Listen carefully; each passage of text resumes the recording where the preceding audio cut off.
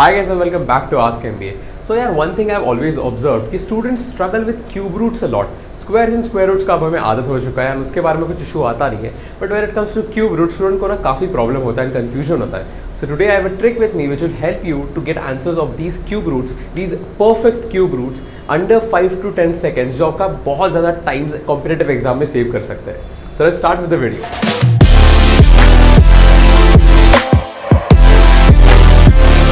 So if you observe this setup, what I've done is I've written cubes from 1 to 10 and सारे cubes मैंने लिख लिए and सबके unit places जो है I have marked all of those things.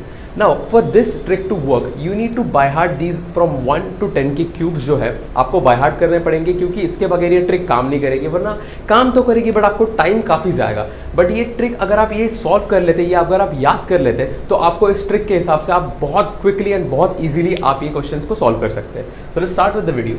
So if you observe, all these unit places are marked. So let's start with the first question. The first question is 54,872. अब हमें करना क्या है? If you observe, इसका unit place जहाँ पे number 2 है, so you need to observe कि यहाँ पे number 2 किसके unit place में है. So that is 8 का cube which is 512. So what we do is we write 8 here since 8 के cube में 502 है. And what you do is you ignore the last 3 digits. In 3 digits को completely ignore कर दो and look at the first 2 digits. अब यहाँ पे 2 digits हो सकते हैं, फिर 3 भी digits हो सकते हैं. What you need to do is last के 3 digits को ignore करना है and focus on these the remaining number. The remaining number is now 54. अब 54 के लिए नियरेस्ट एंड स्मॉलेस्ट उसका जो क्यूब रहेगा वो आपको ढूंढना है. So if you observe 27 and 64 के बीच में 54 लाई करता है, but what you need to understand is उसके 54 से छोटा जो नंबर हो नियरेस्ट एंड स्मॉलेस्ट उसे हमें पिक करना है. So we already figure out 8. So what we need to do is 27 हम सिलेक्ट करेंगे विच इज 3 का cube. So we write 3 here and if you calculate this 38 का क्यूब होगा 54,872. So let's take another example, 68,921.